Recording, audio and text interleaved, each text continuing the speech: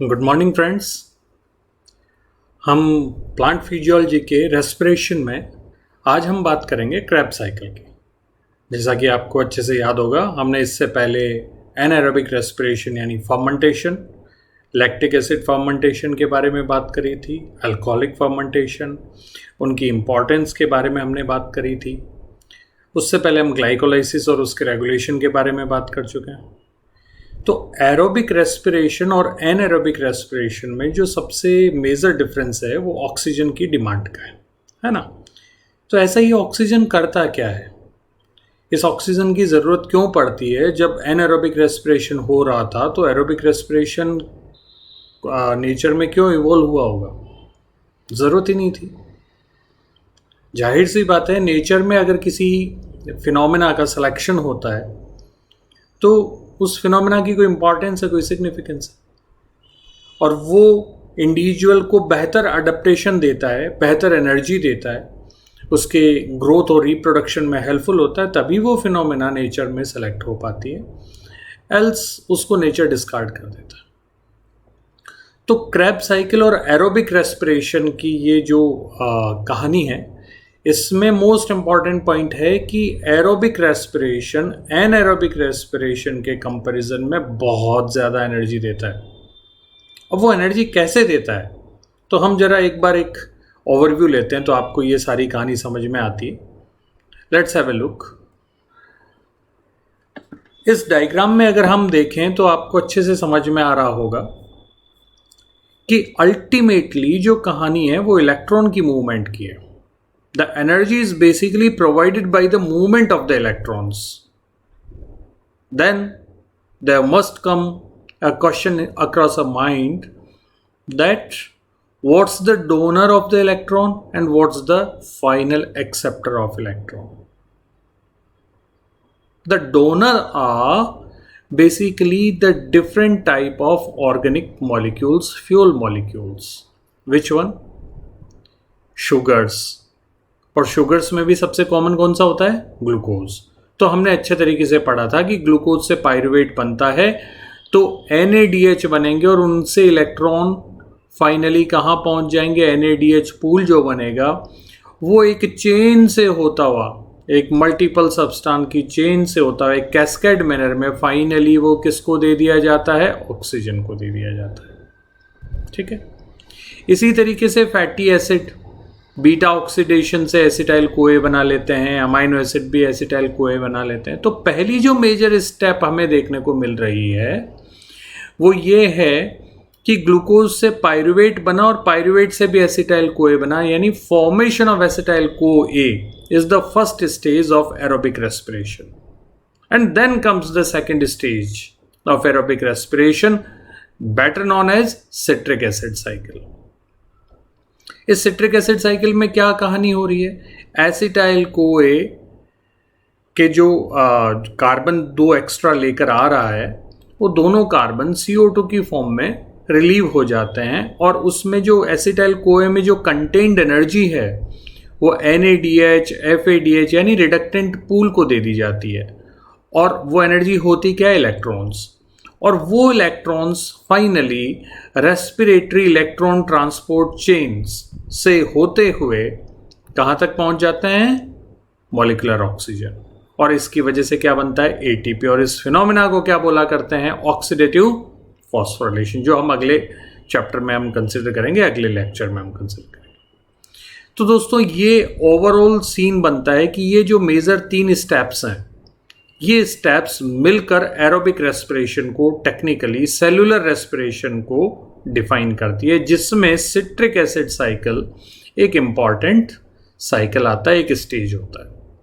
इस साइकिल की discovery hence crab ने करी थी और उसके लिए उनको नोबेल प्राइज भी मिला था, क्योंकि एक बहुत सेंट्रल पाथवे है, यूनिवर्सल पाथवे है एरोबिक ऑर्गेनिजम्स में।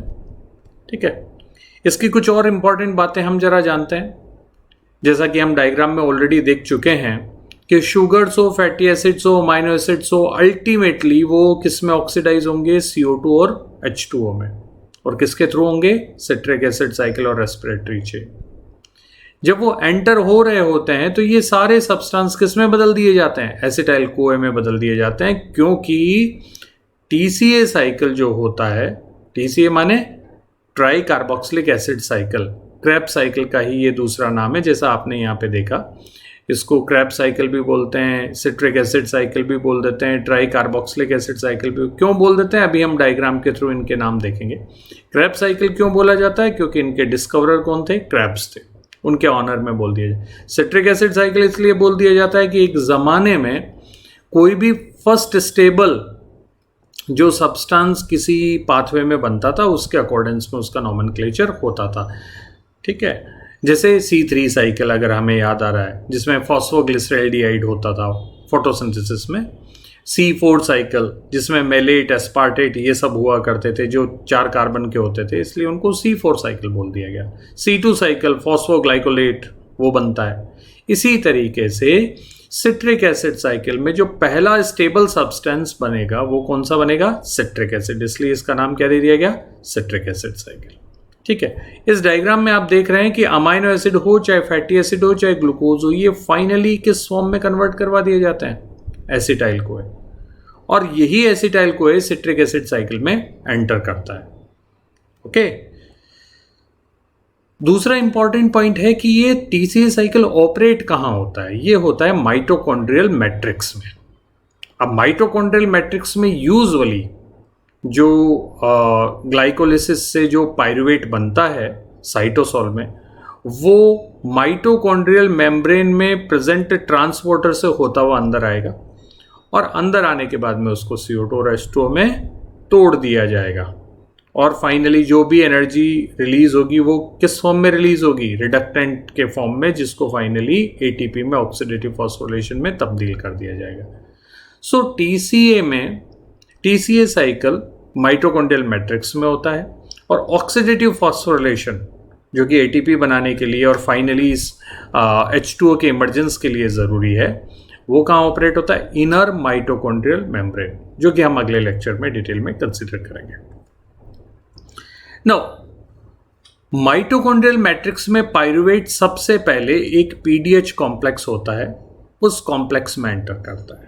ये PDH कॉम्प्लेक्स बहुत इंपॉर्टेंट है क्योंकि एक मल्टी एंजाइम कॉम्प्लेक्स है। इसका पूरा नाम है पायरुवेट डिहाइड्रोजिनेज कॉम्प्लेक्स, क्योंकि उसमें एक मेजर जो एंजाइम है वो कौन सा है, पायरुवेट डिहाइड्रोजिनेज। तो इसमें बेसिकली 3 अलग अलग एंजाइम्स होते हैं, E1, E2 और E3 इनको बोल देते हैं एंजाइम 1, 2 एंड 3, जिनके नाम है pyruvate dehydrogenase, dihydrolipoyl transacetylase and dihydrolipoyl dehydrogenase. अगर आपको थोड़ा सा नॉमेनक्लेचर में दिक्कत भी होती है तो आप सिंपली बोल सकते हैं डिहाइड्रोजिनेजेस और ट्रांसएसिटाइलेजेस नेचर का PDH कॉम्प्लेक्स एंजाइम होता है। तो अब ये करते क्या है, ये तीनों एंजाइम आपस में जुड़े हुए होते हैं, और इन तीनों एंजाइम के साथ में 5 अलग अलग टाइप के कोएंजाइम और कोफैक्टर्स भी काम करते हैं, जिनके नाम भी आपको यहाँ पे इस स्लाइड में आसानी से दिख रहे हैं। TPP that is thiamine pyrophosphate, another one is FAD जिनका नाम आप अच्छे से जानते हैं, FAD, NAD, कोएंजाइम A, और फाइनली लिपोलेट, ठीक है। तो ये सारे के सारे 5 कोएंजाइम और ये तीनों एंजाइम ये मिलकर PDH कॉम्प्लेक्स बनाते हैं। और ये करता क्या है PDH कॉम्प्लेक्स, ये एक इरिवर्सिबल रिएक्शन प्रोसीड करता है। इस PDH कॉम्प्लेक्स का काम है कि जो माइटोकॉन्ड्रियल मैट्रिक्स में पायरुवेट पहुंचाया गया है, उस पायरुवेट को 3 स्टेप एक प्रोसेस में, इरिवर्सिबल प्रोसेस में, डीकार्बोक्सिलेशन, उसका ऑक्सीडेशन और कोएंजाइम A के साथ में उसका कॉन्जुगेशन, ये करना होता है। किसको करना होता है, PDH कॉम्प्लेक्स को। और फाइनली प्रोडक्ट क्या बनेगा इन तीनों प्रोसेस से, एसिटाइल CoA बनेगा, क्योंकि पायरुवेट से एसिटाइल ग्रुप को ड्रॉ करना है और एक कार्बन को CO2 के फॉर्म में रिलीज करना है। तो CO2 भी बन गया, एसिटाइल CoA भी बन गया, और जाहिर सी बात है जब पायरुवेट के बॉन्ड तोड़े तो कोई तो एनर्जी रही होगी, उस एनर्जी को इस रिएक्शन ने किस में कन्वर्ट कर दिया, NADH में। ओके, सो फाइनल प्रोडक्ट क्या है इसके, NADH, CO2 और एसिटाइल CoA। जरा इसी प्रोसेस को हम डिटेल में देखते हैं। ये देखिए आप यहाँ पे ये 3 एंजाइम्स आप देख पा रहे हैं, येलो, रेड और पिंक कलर में यहाँ पे डिपिक्ट किया गया। इनमें येलो कलर वाला E1 है और इसका काम क्या है, ये पायरुवेट का डीकार्बोक्सिलेशन करेगा और जो उसका टीपीपी की मदद से करेगा, थायमीन पायरोफॉस्फेट, क्योंकि टीपीपी इसकी एक्टिव साइट से बाउंड है। तो ये पायरुवेट का डीकार्बोक्सिलेशन करेगा और हाइड्रोक्सी इथाइल टीपीपी बना लेगा, यानी इसके जो इलेक्ट्रॉन्स हैं उनको इस हाइड्रोक्सी इथाइल टीपीपी के फॉर्म में कंजर्व कर लेगा और इन्हीं इलेक्ट्रॉन्स को E2 से बाउंड एक एंजाइम और होगा लिपोलेट कोएंजाइम जो है, उस लिपोलेट को ये वो इलेक्ट्रॉन दे देगा और उसको रिड्यूस कर देगा। देखिए आप यहाँ पे डाइसल्फाइड बॉन्ड है और यहाँ पे सल्फाइडल ग्रुप है, इसी के साथ ये एसिटाइल ग्रुप भी उसको ट्रांसफर कर देगा। तो यहाँ पर क्या बन जाएगा, एसाइल लिपोलेट। और क्योंकि जो लिपोलेट है ये इस एंजाइम के लाइसिन से जुड़ा हुआ है, तो आप यहाँ पे देख पा रहे हो एसाइल लिपोइल लाइसिन।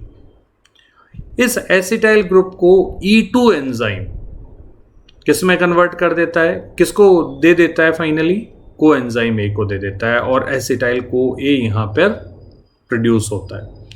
जब ये इसको दे रहा होता है, मीनवाइल क्योंकि इलेक्ट्रॉन इसने आगे प्रोवाइड करवा दिया, और सॉरी एसिटाइल ग्रुप प्रोवाइड करवा दिया, और अब ये रिड्यूस लिपोलाइसिन जो होगा अब ये अपने इलेक्ट्रॉन भी डोनेट करेगा। किसको डोनेट करेगा, E3 से बाउंड 2 कोफैक्टर होंगे FAD और NAD।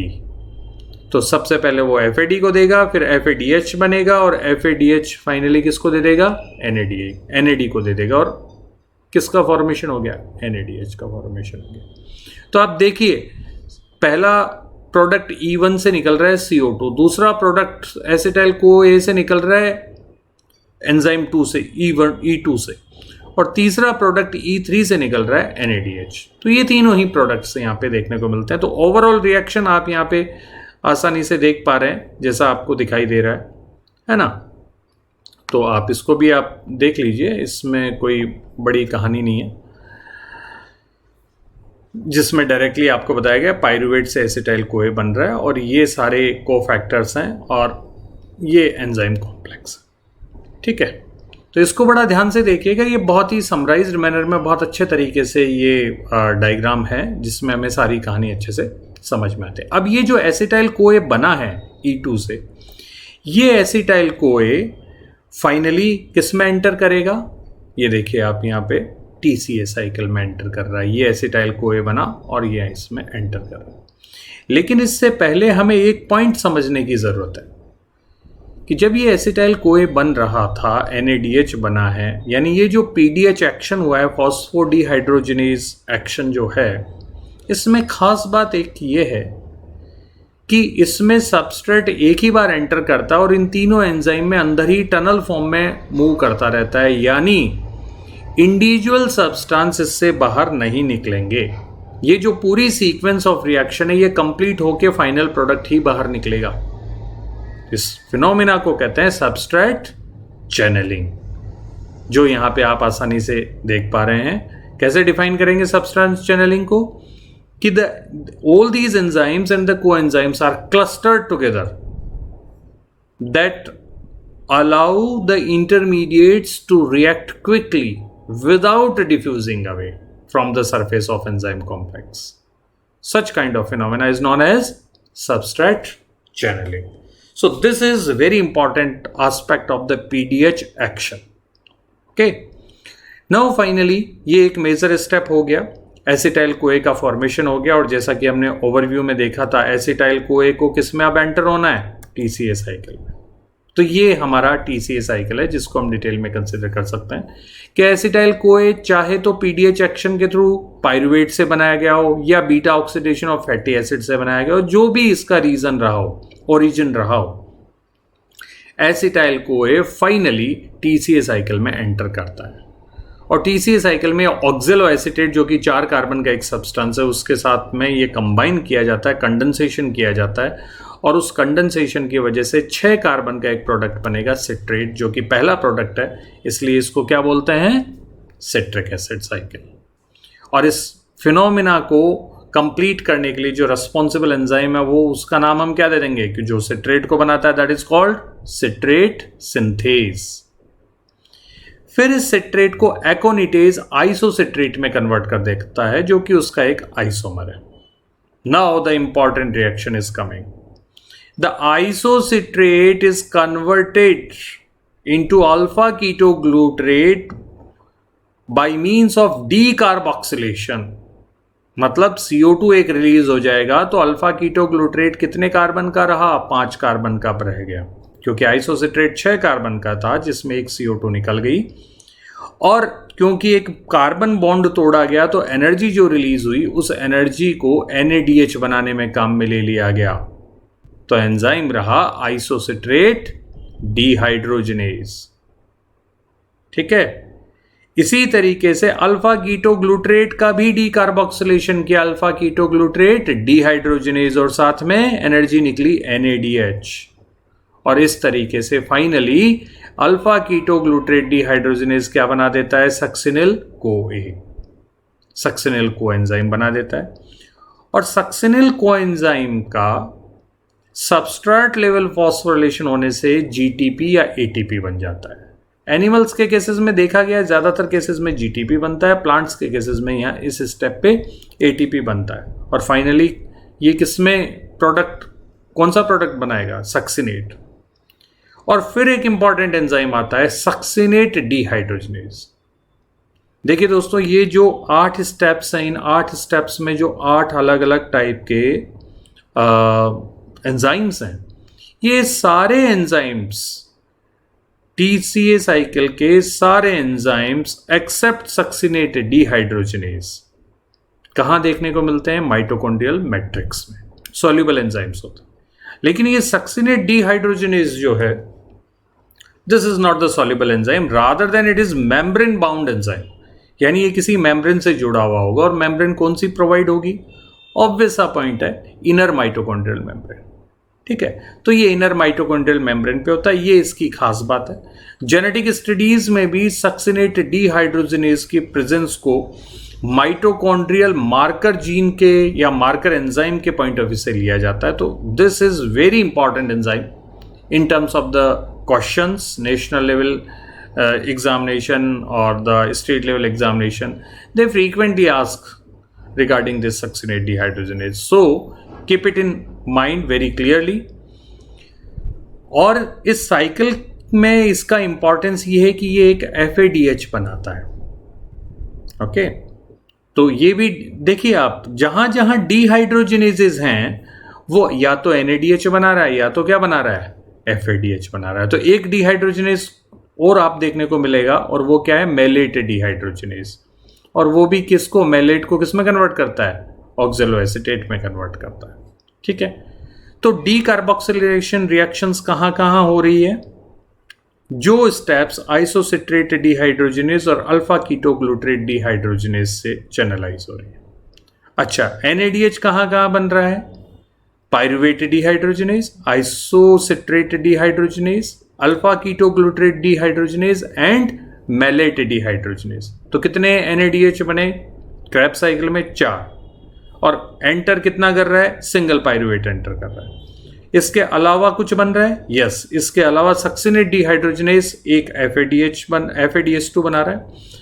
और सक्सिनिल कोए सिंथेटेज जो स्टेप को गवर्न करता है, उस स्टेप में GTP या ATP बन रहा होता है।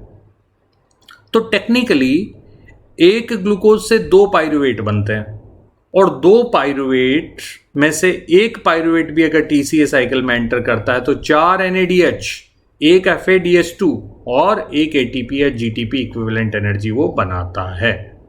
तो दोनों के दोनों पायरुवेट अगर हम काम में ले लें, एक ग्लूकोज मॉलिक्यूल से टोटल एनर्जी अगर क्रेब्स साइकिल की ड्रॉ करनी पड़े तो हम इस अमाउंट को क्या कर देंगे, डबल कर देंगे। तो एक ग्लूकोज मॉलिक्यूल से 2 पायरुवेट जो जनरेट होंगे TCA साइकिल में, वो 8 NADH बनाएंगे, 2 FADH2 बनाएंगे और 2 ATP और GTP बनाएंगे। ठीक है, तो ये हमने इसका एनर्जी बैलेंस भी कंसिडर कर लिया। एक इंपॉर्टेंट बात और आ जाती है कि ये जो क्रेब्स साइकिल है, इसका हमने ये सिर्फ एक एस्पेक्ट देखा है, कैटाबॉलिक एस्पेक्ट, कि किसी सब्सटेंस को तोड़कर उसकी एनर्जी कैसे ड्रॉ करनी है, वो आपने इसका फिलहाल स्वरूप देखा है। Actually Krebs cycle amphibolic pathway है, यानी कैटाबॉलिक एक्टिविटी भी शो करता है और ये एनाबॉलिक एक्टिविटीज के लिए भी इंटरमीडिएट सप्लाई करता है, and that is one of the most important aspect again. इसीलिए इसको सेंट्रल यूनिवर्सल पाथवे का स्टेटस मिला है और इनकी डिस्कवरी के लिए क्रेब्स को नोबेल प्राइज मिला था। तो जरा हम इसका एनर्जी आउटपुट, जिसके बारे में हमने अभी बात करी, कि अगर एक पायरुवेट मॉलिक्यूल टीसीए साइकिल में एंटर करेगा तो वो एंटर करने के बाद में 4 NADH, एक FADH2 और एक ATP बनाएगा। जो ATP बनेगा वो सबस्ट्रेट लेवल फॉस्फोरिलेशन से बनेगा। क्या होता है सबस्ट्रेट लेवल फॉस्फोरिलेशन?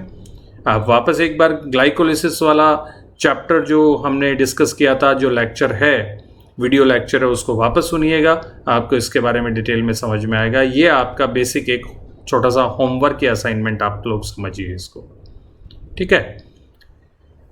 और अगर फिर भी किसी को कोई क्वेरी हो तो आप आसानी से अपना पोस्ट डाल सकते हैं, आप सभी लोगों के लिए बिल्कुल ओपन है, लेकिन आप इन चीज़ों को थोड़ा सा समझने की कोशिश करिएगा, ठीक है। अब अगर ये NADH और FADH2 बन रहे हैं तो ये कितना ATP बनाने में मदद करते होंगे? भाई हमें ये तो पता है कि ऑक्सीडेटिव फॉस्फोरिलेशन में ये NADH और FADH2 ATP बनाते हैं। इन दोनों से 2-2 इलेक्ट्रॉन्स यूजुअली निकला करते हैं। एक NADH से जब 2 इलेक्ट्रॉन निकलते हैं ऑक्सीडेटिव फॉस्फोरिलेशन प्रोसेस में, तो मोर और लेस जितने भी ये PMF जनरेट करता है, प्रोटॉन मोटिव फोर्स जनरेट कर पाएंगे ये इलेक्ट्रॉन, वो proton motive force approximately 2.5 ATP बनाने के लिए काफ़ी है। और इसी तरीके से FADH2 से जो इलेक्ट्रॉन्स निकलेंगे वो 1.5 ATP बनाने के लिए काफ़ी है। तो इस स्टोइकियोमेट्री से अगर हम देखें तो 4 NADH से कितने बन गए? 4 NADH इंटू 2.5, कितने ATP बने? 10 ATP। एक FADH2 से कितना बना? 1.5, और एक ATP ये फाइनली अलग से बन रहा है। तो टोटल कितना हो गया? 12.5 ATP बन रहा होता है एक पायरुवेट से। और अगर मैं इसी कैलकुलेशन को एक ग्लूकोज मॉलिक्यूल पर कंसिडर करूं तो, क्योंकि एक ग्लूकोज मॉलिक्यूल से 2 पायरुवेट बनते हैं और एक पायरुवेट आपको टीसीए साइकिल में कितनी एनर्जी प्रोवाइड करवाता है? 12.5 ATP। तो 2 मिलके कितने करेंगे? 25 ATP। So this is most important aspect. और एरोबिक रेस्पिरेशन को भी अगर हम इसी पॉइंट ऑफ व्यू से देखें तो अगर आपको याद आ रहा हो तो ग्लाइकोलाइसिस भी एक इम्प्लिसिटेड पार्ट है एरोबिक रेस्पिरेशन का, जिसमें 2 NADH और 2 ATP बनते हैं। तो टेक्निकली 2 NADH कितना ATP बनाएंगे?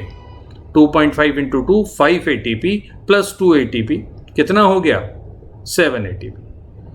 सो 25 ATP क्रैब साइकिल से और 7 ATP ग्लाइकोलाइसिस से बनते हैं। ये एक ग्लूकोज का एरोबिक रेस्पिरेशन से निकलने वाली ATP है। टोटल कितनी हो गई? 32। ये ज़रूर याद आप रखिएगा। कई सारे बुक्स में ये लिखा हुआ होता है, इवन काफ़ी कमीशंस इसको ये कंसिडर करते हैं कि 1 NADH equals to 3 ATP equivalent energy.